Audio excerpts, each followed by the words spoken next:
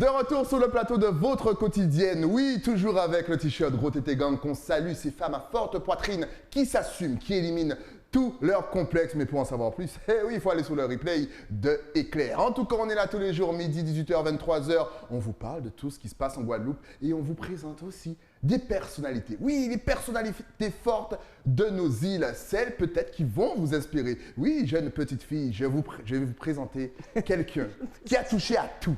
On a mis attaché de presse dans le statut, mais on peut mettre tout. Elle est avec moi sur le plateau. Je reçois Rebecca Marival Canoufet. Nous là. Je suis content de te recevoir. Déjà avec toi, on arrive un peu genre à la traîne fatiguée. Ouais, il y a de la pêche comme d'habitude. Mais écoute, c'est important. En plus, c'est vous qui me donnez la pêche. Parce que tu m'as vu arriver ce matin. Oui. J'étais ouais. Le visage était un peu... Parce que tu vois, il y a quelque chose qui se passe sur les routes, c'est pas bon. D'ailleurs, je vais inviter quelqu'un pour nous parler du code de la route. Je vous jure, les gars, vous êtes des fous. Mais grâce à toi, on a le sourire, on est joyeux, on va parler de changement de vie, d'expérience. Tu vas inspirer nos petites princesses qui ont envie de devenir comme toi. J'espère, mais en fait, devenir comme moi, après, c'est un...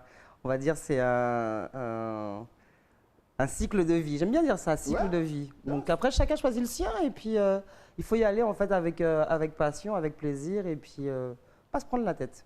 Ne pas se prendre la tête. Alors, c'est vrai que tes métiers, on va dire ça, tes métiers ont beaucoup tourné autour des médias, du médiatique. Des médias, Voilà, donc est-ce que déjà, première question. De la communication. De la communication, est-ce que déjà tu te voyais être médiatisé? Pas du ton objectif de vie? Pas du tout, mais bon, pas du tout. Et puis les choses sont arrivées pour moi très soudainement et très rapidement. C'est-à-dire que bon, j'ai toujours été intéressée par tout ce qui touche à la musique, à la culture et donc à l'événementiel. Il se trouve que j'ai toujours eu cette facilité d'avoir du relationnel avec les gens. J'ai quand même grandi dans ce milieu artistique. Pour avoir des parents mélomanes, mais c'est aussi qui fréquentaient, alors pour ma mère pour le coup, le monde du théâtre antillais sur Paris et musical. Donc il y a beaucoup de musiciens aujourd'hui avec qui je travaille, mais qui m'ont connue toute petite en fait. Et je crois qu'en fait c'est ça, quand je dis cycle de vie, je crois que ça a été... c'est pas du hasard, c'était une lignée qui était déjà, je pense, j'étais destinée à ça. Ouais. Alors, comme tu aimes bien le dire, tu es une afro-parisienne. Ouais, alors, le afro-parisienne, maintenant, mais quoi que non, je vais le garder. Parce que, je vais le garder. Ouais, parce que je suis afro-caribéenne parisienne. Ouais, parce que l'histoire, c'est que je suis née à Paris, j'ai grandi à Paris. Beaucoup ne le savent pas. Beaucoup ont pensé que j'étais née en Guadeloupe. Et mais moi aussi. Non, j'ai grandi et j'ai vécu longtemps jusqu'à 12 ans, mais en même temps, ce qui a toujours été bien, c'est que moi j'aime bien rappeler ce parcours, c'est-à-dire que j'ai beaucoup rencontré d'Antillais, par exemple, qui ont mon âge aujourd'hui ou plus jeunes, qui n'ont jamais eu la chance de pouvoir être connectés avec les Antilles. Et moi j'ai une amie avec qui je parlais il y a 2 ans, martiniquaise, qui n'avait pas été en Martinique depuis 9 ans. Wow. Moi, ma chance, c'est que mes parents, alors il y avait eu l'époque des congés bonifiés, alors mes 2 parents avaient le congé bonifié, donc je bénéficiais des 2 congés bonifiés, et même quand les parents n'avaient pas leur congé bonifié, je suis toujours partie en Guadeloupe, en UM, et je suis toujours allée en Guadeloupe, Noël et grandes vacances. Donc j'ai toujours eu une connexion tout en étant là-bas. Et je suis arrivée en Guadeloupe, j'avais 12 ans. L'adaptation était compliquée, je me souviens, je suis arrivée à Basse-Terre, j'étais au collège Joseph Pita. Oui. Attention, pas mal parler Basse-Terre. Non, c'est-à-dire que l'adaptation, quand tu as grandi, quand tu es né à Paris, j'ai grandi à Nanterre. Je suis une fille du 9-2, comme on dit. D'arriver ici à 12 ans, c'était compliqué. Donc après, bon, voilà, collège, on commence. Après, je fais le lycée de Petit-Bourg. Je fais de belles années au lycée de Petit-Bourg. L'année du bac 96, je m'en souviens encore comme c'était hier. 30 juin 96, on a les résultats. Le 2 juillet 96, je suis de retour à Paris. C'était clair dans ma tête. Ouais, parce que dans ma tête, c'était clair que, bon... c'est bien, maman a décidé de quitter la France définitivement, mais bon, moi j'étais une jeune adolescente et moi, j'aime bien je me suis jamais... et voilà. Donc voilà, le côté un peu afro-parisienne. Et puis après, 96, je pars, je fais 2 années, 98. Tu te dis, en même temps, maman est en Guadeloupe avec les frères et sœurs et tout, ça me manque, donc je retourne en Guadeloupe. Et là, les choses vont très vite. Ouais, ça s'est enchaîné parce que tu as fait tous les médias. J'ai fait tous les médias. Tu les as enchaînés. Mais quand on dit tous, c'est pratiquement tous. Radio, télé. J'ai tout fait. Et en fait, moi, je revois cette image. où je suis en Guadeloupe, je suis à Pointe-à-Pitre, que je croise donc Monsieur Roser Jimmy, qui me voit et tout, on discute, nanana. Lui, à l'époque, il fait une émission sur une grande chaîne qu'on le connaît, l'émission Big Up. Et Big puis, Up qui a bercé notre génération. voilà, Ben et oui. puis un jour, je viens, je fais comme ça en rigolant la voix off. Quelqu'un demande à ce que je sois mise en avant. Ouais. Et puis je fais ça, donc, et puis les trucs partent comme ça, donc Big Up et tout, machin. J'ai fait pas mal d'émissions sur Canal 10, en télé. Et puis après, à l'époque, moi j'étais plus justement dans tout ce qui était découverte d'artistes de musique urbaine. Ouais. Donc voilà, c'était voilà. Et puis après, Jimmy, lui, il part. Donc à l'époque, c'était RFO. Moi, je reste là, je fais mon petit bonhomme de chemin. Et puis le vrai truc, parce que si on doit tout dire là tout de suite, là, on en dit est là beaucoup. pour une heure. Mais est-ce que tu penses justement que ce qui t'a vraiment propulsé, c'est ton passage en radio sur une chaîne, sur une radio d'ailleurs qu'on connaît très bien, qui commence par N et qui finit par J. Par J. Et ben en fait, le vrai truc, il est là, c'est que du coup, donc moi, je suis déjà dans le truc où j'ai du réseau, je connais un peu tout le monde, Ouais. tout ça, machin. Je connais pas mal d'artistes parce que j'ai des artistes que je connais qui sont dans ma famille, qui sont des amis très proches de la famille, tout ça. Et un jour, je reçois un appel de monsieur, je le nomme parce que moi j'aime bien. Oui, nomme-le parce qu'on C'est l'aime bien. Brother Jimmy, mais Michel Salbo m'appelle un jour, me dit mais Rebecca, t'aurais pas une copine qui veut faire de la radio parce que lundi là, je dois recommencer la nouvelle grille des matinales, 5h 9h en direct. Et il me faut une fille et trouve-moi une copine. Alors, je dis ok. Et puis en fait, il me rappelle 5 minutes après pour me dire mais pourquoi trouver une copine? Pourquoi tu le fais pas toi? En fait, tu pourras te former sur le tas. De toute façon, tu seras en co-animation, donc il y aura un animateur avec toi. Tu connais les artistes, tu connais le milieu, tout ça. Viens tenter. Et en fait, voilà comment l'aventure commence où j'assure les matinales de cette radio. Et là, on n'a pas encore les réseaux sociaux. C'est ça. Mais Parce que là, c'est les années 2000. c'est les années 2000. C'est-à-dire qu'il n'y avait rien niveau Internet. Il n'y avait rien. Il n'y avait même pas encore les Skyblogs. Mais anecdote, c'est que alors il n'y avait pas tout ça et tout. Alors déjà, il y a anecdote. Une fois, je vais dans un grand centre commercial ici. Mon fils court parce que bon, j'ai eu mon garçon en 99. Mon fils court, je l'appelle. Il y a une bande de jeunes filles qui se retournent et il y en a une qui dit c'est Rebecca.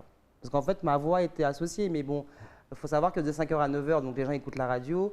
Mais ils ne te voient pas. J'étais beaucoup écouté dans les transports scolaires. Ok. Donc les lycéens, et quand je parle, tout de suite, ah mais c'est Rebecca. Et là c'est vraiment où c'est fou. Et puis vraiment le moment où je me suis sentie, alors là tu te dis, ah ouais, je commence à être un peu connue et tout. C'est justement à l'époque qu'on avait souri parce que c'était les débuts d'Internet. Ouais. Et les photos des animateurs étaient sur l'Internet. Ok. Et donc là, à un moment, je commençais à plus être trop Trop, dans l'incognito. trop caché. Voilà, Ouais. on passe à la lumière. Ça fait quoi On passe à la justement ce lumière. changement? Parce que effectivement, à l'époque, faut rappeler le contexte. Encore une fois, il n'y avait pas Internet, donc on n'avait pas l'habitude de voir ceux qu'on écoutait. Et donc dès qu'on les voyait, sachant que la radio et la télé avaient quand même ce niveau, c'était vraiment dès que tu passes à la radio ou à la télé, tu es Dieu. Donc, d'un seul coup, tu reçois tout cet amour. Comment est-ce que toi, tu vois ça? C'est très compliqué parce que, en fait, alors déjà, il faut savoir que moi, je vivais ça aussi bien dans la rue que dans la famille. Ouais. Par exemple, un jour, je suis invitée par la sœur de mon père chez elle et tout.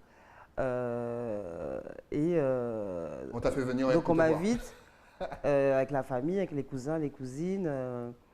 Et je me retrouve à une table avec plein de gens et que les voisins, les amis de mon petit cousin qui viennent et que les filles, elles étaient complètement éberluées parce que mon cousin leur avait bien dit que c'était oui, c'est ma cousine. Donc ça fait bizarre. Et puis c'est vrai que, alors moi j'étais jeune, j'avais, bref c'était en 2000. Ouais, on dit pas les âges. Non, ici on est tout jeune. Et On a donc tous 18 ans. j'ai des gamines entre, je vais dire 11 pour pas dire 10, Ouais. mais entre 11 et 16 ans qui sont fans de moi et qui écoutent tout ce que je fais et qui sont branchés, qui pouvaient me répéter les bêtises que je disais, qui pouvaient me dire « T'as trop de chance, t'as interviewé un tel, ah, mais j'ai écouté. » Et puis comme le matin, on s'amusait à faire des défis, moi j'ai été de celles qui s'amusaient à dire aux élèves de crier très fort dans le bus, ça énervait le chauffeur. Ok. J'ai déjà fait des bus, faire Ah, des… les, voilà. les chauffeurs devaient pas Ouais, être contents. non. Taisez-vous, mais Et là, en fait, et là on commence. Alors, plus jeune, j'avais pas cette. J'ai eu des moments d'émotion, mais c'est plus jeune, je le prenais cool, bon, cool parce que je faisais. En fait, je m'en étais pas rendu compte. Ouais. Je me rendais pas compte, mais c'est vrai que c'est là qu'a commencé, voilà, Rebecca, on l'associait, et que c'est là qu'a commencé effectivement à être associé, voilà, le prénom et et le visage. Ouais. Et c'est excellent. Et puis après, donc, il y a eu tes fameuses chroniques sur la chaîne qu'on connaît tous. Non, parce qu'avant, c'est pas ça. Avant, il y a eu d'autres choses. Le parcours, il est après. Donc en fait, quand j'étais sur cette radio, les tranches info étaient assurées par une autre grande radio du même groupe. Ça commence par un R, ça finit par un I. Et à l'époque, parce que j'aime bien nommer encore une fois les noms, Jacques Canval qui assurait la tranche info de cette radio, un jour me dit « Mais attends, tu connais tout le monde, tu sais écrire ?» Oui, parce que j'avais un parcours littéraire. Okay. Tu veux pas écrire pour mon journal? Donc il s'appelait à l'époque 7 Mag, qui est aujourd'hui Nouvelle Semaine. Et en fait, je jonglais entre la radio et l'après-midi, je faisais tous les reportages écrits, culture, musique, tout ça, de ce journal. Ok, c'est pas trop compliqué ça a été compliqué. En plus, le rythme de vie j'étais jeune maman dur. En plus. Ouais. J'étais jeune maman et j'avais pas de permis, donc c'était super compliqué. Et en même temps, j'étais dans le truc parce que c'était une chance pour moi. Moi, je suis passionnée de tout ça, d'art depuis ma plus tendre enfance. Donc il fallait jongler. Donc effectivement, j'ai décidé d'arrêter la radio parce qu'en plus, ça m'amusait plus. Alors vulgairement. Mon excuse a été de dire que ça m'amusait plus de parler de cul aux jeunes. Okay, parce que le matin, on se lâchait. Ben on faisait des défis, on faisait des trucs. Bon. En plus, tu vas comme tu es un petit peu fatigué, des fois tu te laisses aller. On se laisse aller. Et puis en plus, je n'avais pas de vie parce que j'étais à 5h pile en direct du matin. Mais je devais être à la radio dès 4h15 pour préparer mes 4 heures de direct. C'est du direct en fait, c'est pas du. Et c'est du lundi au vendredi, donc c'est un rythme. Donc réveil à 3h du matin, donc tu vis à l'envers par rapport aux gens. Quand j'enchaînais après avec le journal et que je devais faire les reportages sur le terrain en plus, à 15h, j'avais juste envie de dormir en fait. Donc j'ai arrêté la radio, je voulais passer à autre chose. On m'avait juré que si j'arrêtais comme ça subitement, que ma vie était finie. Et en fait, Énergie m'a apporté beaucoup dans le sens où, voilà, j'ai nommé le nom de la radio, dans le sens où en fait, c'est là que j'ai commencé à être très connue et s'en est suivi donc cette mag, s'en est suivi après France Antilles pour qui j'ai écrit pendant 8 ans. Je m'occupais essentiellement des pages sortir, musique, people et tout. Et s'en est suivi des fois des petites chroniques que je faisais un peu à droite à gauche sur des. J'ai travaillé aussi à la Une Guadeloupe. Enfin, j'ai fait tous les médias, je crois. Ah oui, la Une, pour les anciens, on salue. Voilà. Et puis le gros truc a été. Alors, c'est pour ça que je dis que dans le choix des photos qu'on a eues, le gros truc a été où un jour. Alors voilà, encore un monsieur, je donne son nom, hein, même non, si. Mais non, il faut. Mais Rudy Vardarassa un jour m'appelle, me dit Becca, il essaie de me joindre, je ne répondais pas. Mais Becca, tu fais quoi? J'ai besoin de toi. Il n'y a que toi aujourd'hui qui peut venir avec moi, machin. Tu fais une photo, ça va faire le buzz. Et en fait, il recevait Lionel Richie qui faisait son grand concert à Bumao. Moi, à l'époque, alors il faut savoir que juste avant Facebook, j'étais très active sur le Skyblog, sur lequel je racontais ma vie. En fait, c'était un journal intime de ma vie, tout ça. Donc, on me voyait tout le temps avec des artistes dans les coulisses de mes interviews, tout ça et tout. Et c'était très suivi. Après, quand j'ai basculé sur Facebook, et je peux le dire grâce à monsieur Jacob Desvarieux qui un jour m'a dit « Mais pourquoi t'as pas Facebook ?» Je dis « Ah ouais, bon, ok. » Et c'est vrai que Rudy me dit « Il faut que tu fasses cette photo de Lionel Richie qui arrive en Guadeloupe, que tu la diffuses sur Facebook et on est sûr de faire le buzz pour annoncer que le gars est arrivé. » Et ça a marché parce que du coup, c'est ce qui fait que des médias ont dit à Rudy « Mais comment Rebecca a eu le scoop avant nous ?» Mais du coup, on fait le reportage et un jour, je suis appelée par M. Jean-Jacques Etienne qui m'a dit « Non mais nous, c'est ce qu'on veut que tu fasses chez nous, on veut que tu sois celle qui va dans les coulisses de concerts, qui a le scoop de tel artiste qui arrive en exclu en Guadeloupe. Donc viens travailler chez nous. » Et ça, c'était ma dernière expérience en date dans les médias en Guadeloupe, parce qu'après j'ai quitté la Guadeloupe et je suis restée 8 ans à Paris. 2 émissions, j'en garde de très bons souvenirs, des super rencontres, des super moments, des super souvenirs. Ça a été une période de changement de look pour moi aussi, parce que beaucoup m'ont connu, garçon manqué, jean, tresse et tout. Et là, j'arrivais avec un espèce de look, cheveux de feu, colorés, rouge, jaune, violet, tout, machin, mini-robe, talons. C'était quand même 2 grosses émissions en prime qui passaient avant le grand JT régional en télé.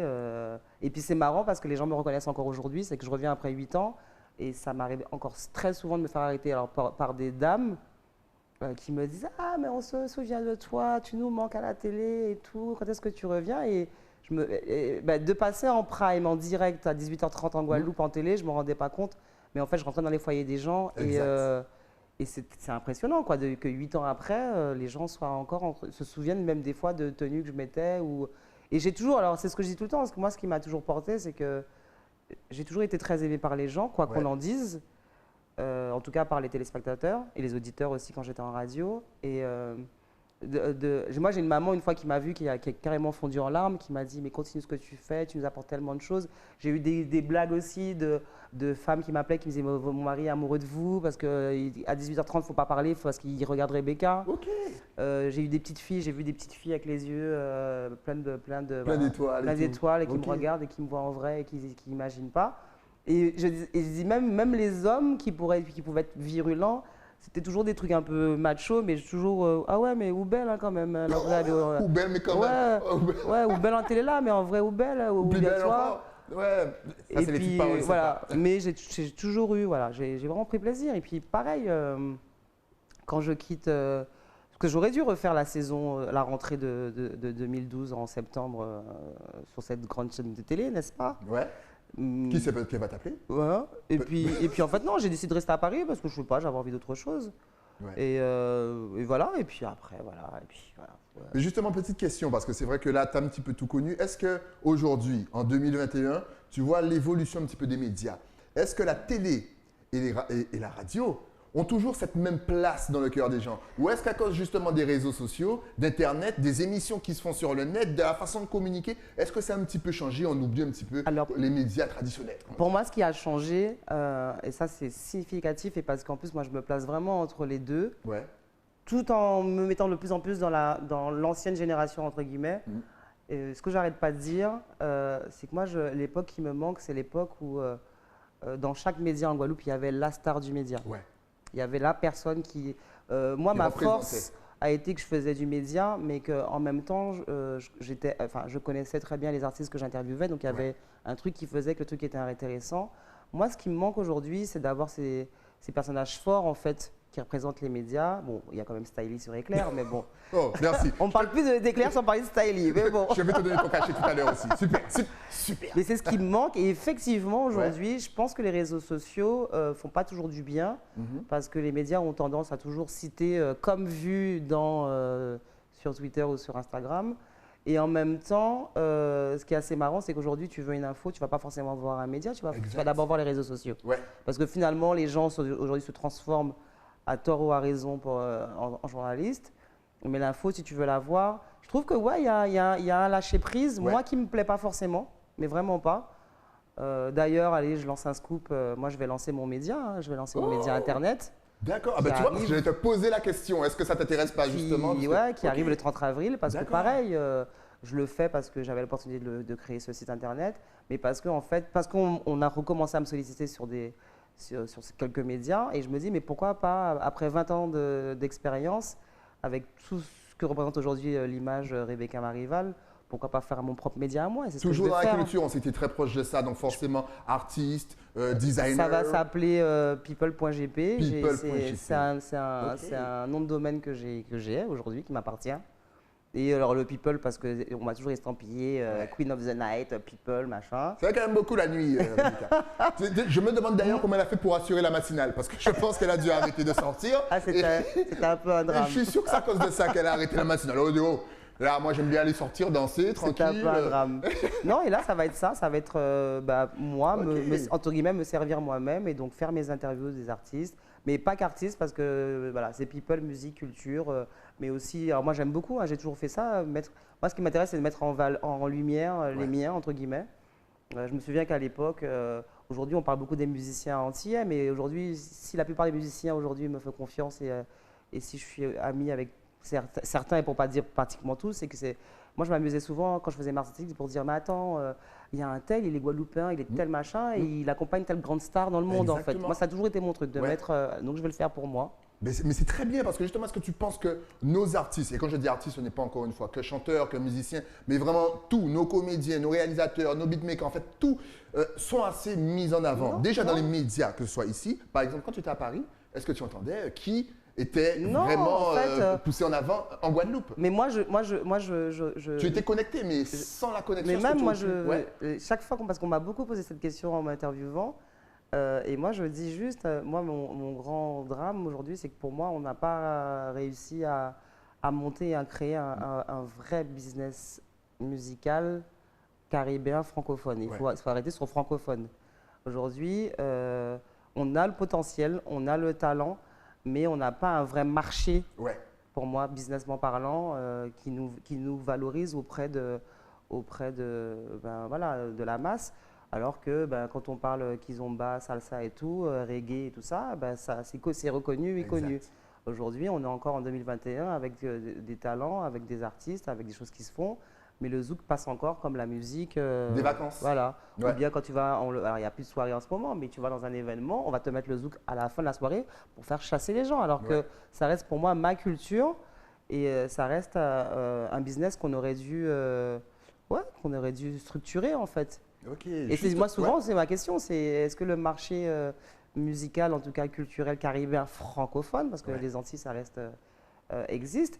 On parle d'industrie, je vais même plus loin, moi je parle d'industrie. Quand tu regardes aujourd'hui pourquoi la musique haïtienne marche autant, c'est qu'il existe une industrie de la musique haïtienne.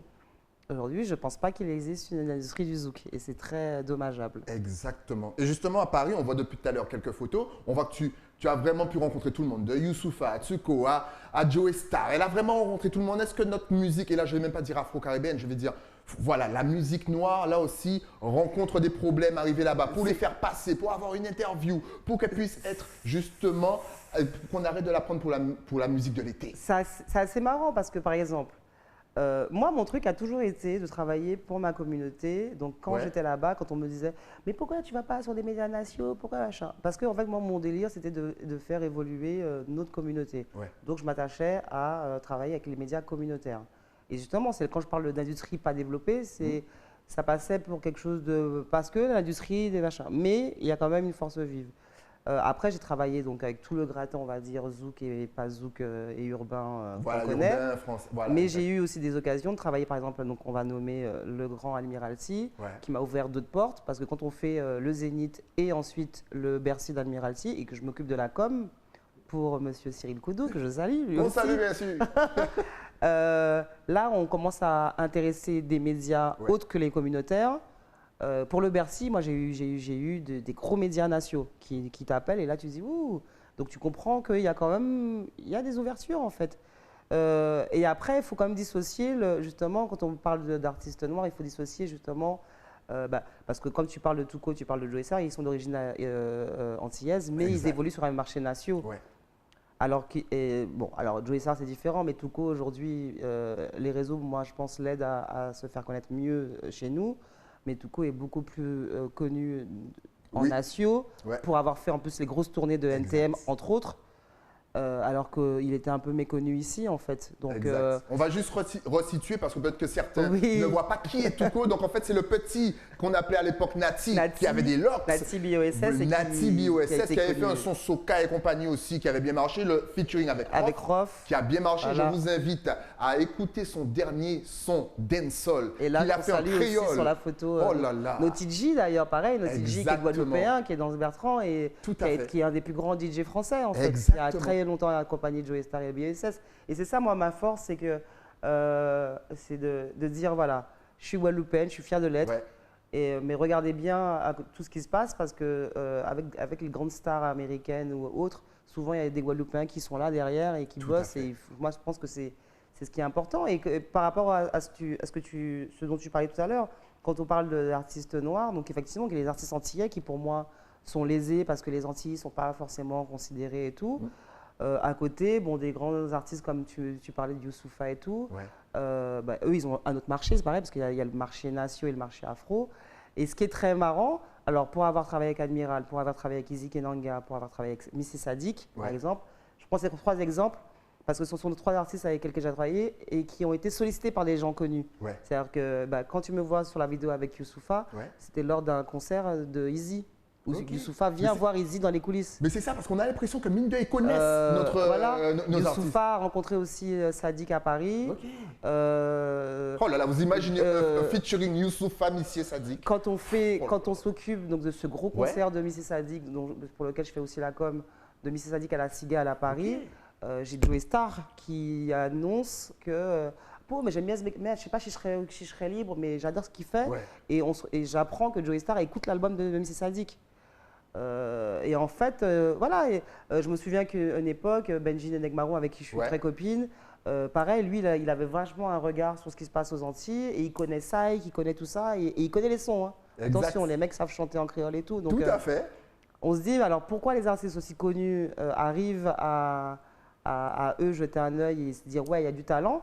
D'ailleurs, c'est ce qui va arriver avec des gens comme Débrouillat, parce que Débrouillat, qui est peut-être pas encore pour moi à sa place, parce que voilà, Débrouillat on connaît, mais Débrouillat il est écouté par les rappeurs français, parce que les mecs ils aiment cette vibe aux Antilles, ils aiment cette vibe caribéenne, ils aiment le truc que des gens comme ça, comme je dis Débrouillat, bon aujourd'hui Kalash qui a percé, mais la petite vibe qu'on a qui est très de chez nous. Le milieu urbain, ils aiment beaucoup. Ils connaissent Kérosène, ils connaissent tout ça. Et aujourd'hui, Young Shan nous montre aussi qu'il est possible de. Voilà, et les gars, ils tendent l'oreille. Hein. Ils tendent l'oreille. Excellent. Alors là, quels sont tes projets pour 2021 là, je pense que tu vas rester un petit peu au pays. De toute façon, là, ça avait été annoncé. J'avais annoncé ça comme un grand boom il y a 2 mois. En fait, je suis rentré consciemment pour retourner définitivement. La Covid, le confinement, moi j'ai très mal vécu le premier confinement en mars 2020. Après, pour quelqu'un qui aime bouger comme toi, je pense que ça a dû être dur. Non, mais ça a été soudain. J'ai très mal vécu, puis j'étais à Paris. Parce que Paris, c'est plus Paris, il n'y a plus rien. Il n'y a plus de restaurant, il n'y a plus de théâtre, il n'y a plus de salle de concert, il n'y a plus rien, c'est pas possible. On change de monde lorsqu'on revient au pays, on se dit, waouh, quand même, il y a des restos, c'est ouvert. Et puis je crois que de toute façon, alors moi, ce que j'aime bien dire, c'est que souvent, je fais des phases de 5 ans. Quand j'étais parti la première fois, j'étais resté 5 ans, j'étais revenu ici, et puis je faisais beaucoup de va-et-vient et tout. Là, ça faisait 8 ans, je pense que la boucle, elle est bouclée. J'ai plus le même âge, j'ai un enfant qui va avoir 22 ans, j'ai fait mes preuves, j'ai plus de 20 ans de métier, je me suis dit, je rentre chez moi. J'ai pas eu d'appréhension, beaucoup de gens m'ont dit, mais comment tu vas faire rentrer nanana. Moi, je vois que le positif des choses, je m'éclate depuis, alors peut-être que je suis encore toujours dans le moment présent, mais je m'éclate, j'ai des projets, donc j'ai ce site internet qui arrive, people.gp. Je travaille en ce moment sur le lancement de l'album de Oswald. Excellent. Je bosse avec Jenny, je bosse avec Tola, justement. Alors Tola et Jenny sont des artistes que voilà, c'est le côté où j'aime bien mettre des artistes comme ça en avant qui font plein de choses, hors commercial, parce que bon, c'est pas les plus commerciaux, mais qui ont un univers qui est super intéressant. Et puis plein d'autres projets. Je bosse sur un restaurant à Jarry dont je m'occupe. Je ne cuisine pas. Voilà, parce que moi je croyais qu'elle cuisinait. Donc moi je dis qu'est-ce que tu me prépares ce midi en tant que bonne épicurienne que je suis, parce qu'en plus Paris m'a réappris ça. J'ai fréquenté des milieux à Paris où voilà, la gastronomie j'ai connu. Voilà, j'aime les bons vins, j'aime les bons champagnes, n'est-ce pas? Même si l'abus d'alcool est dangereux pour la santé à consommer avec modération, mais ça se laisse se déguster. Voilà, je me suis beaucoup intéressée aussi à Paris aux arts plastiques à un moment. Et justement, quand je parle de mettre en valeur des gens, j'ai bossé avec Olivier Tarsis, qui était l'ancien patron du Big Creole, qui a monté aujourd'hui une agence dans tout ce qui fait art plastique. Et on a fait donc des expos de plasticiens guadeloupéens et photographes à Paris, donc dans des grandes galeries à Paris, dans le 6e, qui est un quartier Saint-Germain-des-Prés, qui est un quartier très huppé et très reconnu pour la peinture.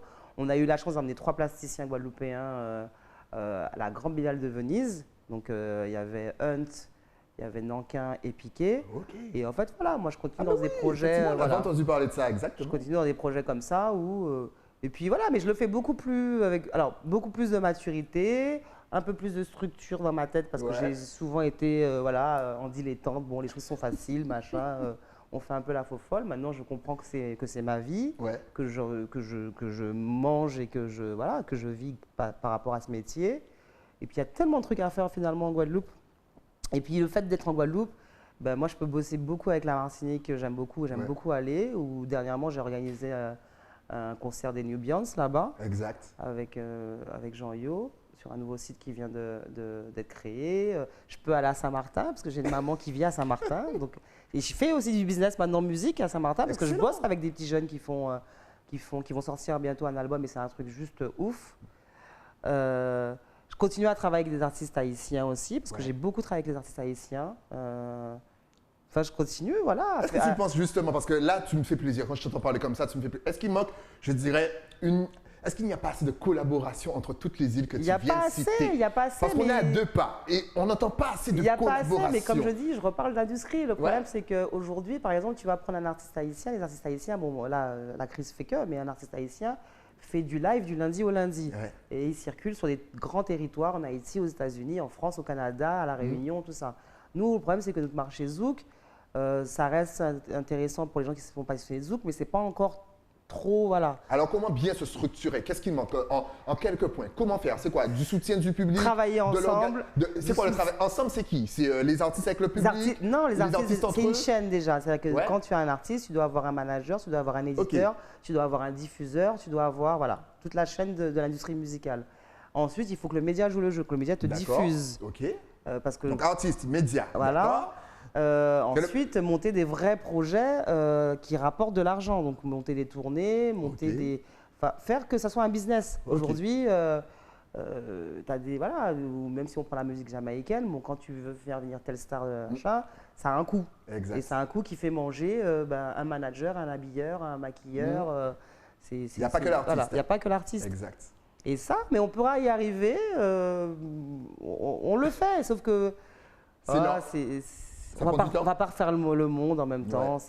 Mais au moins, tu nous as donné une petite idée. Ouais. Travailler ensemble et Ouais. s'organiser et monter une structure parce que c'est vrai. Comme toutes les îles, dès qu'on dit par exemple Soca, on pense à Trini, Jamaïque, c'est dancehall reggae, Haïti, compas, Compas. Dominique, Bouillon. Et quand on dit zouk, ça bégaye en fait. Ouais, on sait pas trop où. Ouais. Donc bientôt vous verrez, on va dire Zouk, ils vont dire Afrique. Ouais. Non, mais c'est ça. Et à côté de ça, oui. Tu sais, c'est très marrant. Moi, il y a une époque, je disais, pour moi, le zouk va devenir connu grâce à nos grands sportifs antillais. Parce qu'il faut savoir aujourd'hui que quand tu prends des grands noms du basketball ou du foot, donc nos grands Thierry Henry et autres, Exact. Boris Diaw, parce que je donne des trucs dont j'ai eu vent, c'est des gars, avant d'aller sur le parquet ou sur un terrain, dans leurs oreilles, ils ont du zouk. Bien sûr. Ils ont du Admiral, ils ont du Princess Lover et tout. Bien sûr. Rappelez-vous de cette interview de Thierry Henry quand il était à Monaco avec ses Oui. TikToks. Qu'est-ce que vous écoutez, monsieur? J'écoute du Zouk. Et voilà. Et donc, pourquoi donc, nos grands sportifs de chez nous te disent mais c'est de la bombe? Et que moi, je les vois parce que j'ai déjà eu à faire des rencontres de sportifs connus et d'artistes avec lesquels je travaillais où le sportif est fan. Ouais. Moi, j'ai déjà vu des sportifs très connus. Regardez Admiralty avec tellement d'émerveillement. Tu te dis, le gars, où on le voit avec quel âge quand on voit du Benzema et tout. Exactement. Donc, Il y a moyen de moyenner. Il y a moyen de moyenner. Il y a moyen de Et moyenner. puis il faut se faire confiance et puis il faut pas voilà mais il faut aimer ce qui vient de chez nous avant d'aimer ce qui vient d'ailleurs Mais, exact. sans rejeter ce qui vient d'ailleurs. Moi Exact. je suis une grande fan par exemple De salsa. d'Haïti et de la musique haïtienne parce qu'en plus j'ai eu la chance de connaître le truc, de vivre de là-bas des concerts de ouf, puis de côtoyer en backstage des grands groupes comme T-Vice, Karimi et j'en passe. Mais j'aime aussi beaucoup la musique de chez moi. Et je crois qu'aujourd'hui, ce qui revient beaucoup, les gens disent beaucoup. Alors dernièrement, j'ai croisé Eddie Benjamin de Dissonance qui dit à quelqu'un, vous voyez cette fille-là, c'est l'âme de chez nous. C'est une fille qui, après on peut dire ce qu'on veut, et je le ressens comme ça, je suis une vraie passionnée, j'aime la musique de chez moi, j'aime ce qui vient de chez moi. Tony Chasseur dit dans une chanson, musique en nous bon parce qu'artiste en nous bon. Et puis des artistes connus et qui ont du talent, on peut en nommer 50 000 qui viennent de chez nous, Ouais, aussi exact. bien. Et moi, je dissocie pas Guadeloupe et Martinique. Alors après, on parle même pas de Guyane et d'ailleurs. Et même la Réunion, parce que la Réunion, même fait la de Réunion très aussi. très bons morceaux. Ouais, C'est- voilà. En tout cas, merci d'être passé sur le plateau pour nous Ben, de donner rien. cette vision et nous exposer un petit peu ton cheminement de vie. Vous avez vu comment c'est? Les enfants, vous avez vu, tout est possible. Elle a est saisi possible. les opportunités. Faites comme Rebecca. En tout cas, si on veut te suivre, si on veut t'avoir comme attaché de presse, Eh ben, si on veut prendre rendez-vous au resto, est-ce que tu es connecté sur les réseaux sociaux? Toujours connecté, donc, Facebook, Instagram, Twitter. Instagram à fond. La totale. Vas-y, ça s'affiche. Voilà. Ah oui, allez vraiment sur Instagram. Oui, Instagram. Vous verrez toutes ces aventures. C'est fou. Connectez-vous sur Insta. Facebook, c'est pour les plus anciens, on vous connaît déjà. Twitter, sans oublier Twitter. Ouais. Et Babi, elle aime bien Babi aussi. C'est normal. Ouais. Et bien sûr, pour le côté professionnel, rebecca.communication@gmail.com. je Et crois surtout le petit kimono qu'elle a. Elle vous l'a Oui, pas parce dit, qu'il y a mais ça c'est la aussi. marque. Il y a aussi Aujourd'hui, sa marque ouais. et son logo J'ai mis un peu en derrière. stand-by, mais c'est vrai qu'aujourd'hui, Rebecca Ouais. Marival, Valentine Marival, je n'ai pas le temps d'expliquer pourquoi, mais ça me tient à cœur d'avoir Faut mes me deux repasser. prénoms. Mes deux prénoms et mon Ouais. nom. Et aujourd'hui, je me rends compte que c'est une marque parce que quand tu parles de moi en Guadeloupe, si tu dis Rebecca, on va te dire c'est qui celle-là. Tu dis Marival, ah Rebecca Marival. Exact. Et puis le RVM, donc que j'ai sur mon kimono, je vais faire une ligne de kimono, j'ai des t-shirts, j'ai des tote bags, j'ai Il y aura pour les garçons des mugs, ouais, des Vraiment, t-shirts pour parce que hommes. moi, il n'y a pas de souci. Moi, je porte. Hein. Ouais, je porte gros tété. Voilà, mais je peux même t'en faire un, styling, Vas-y, tu personnalisé. m'en fais. hein. Moi, je veux un petit kimono. Oh là là, j'adore les kimonos. Je me réveille le matin, hop, hop, hop, hop, hop. J'irai à la plage avec mon petit kimono. Et je porte tout fièrement. Et faites attention, regarde la preuve. En tout cas, merci d'être passé De sur le rien. plateau. Tu repasses quand tu veux. Y a Dès pas que tu de veux qu'on problème. fasse un petit débat sur la musique, sur la culture, sur, Bah, sur écoute, tout, tu écoute. repasses.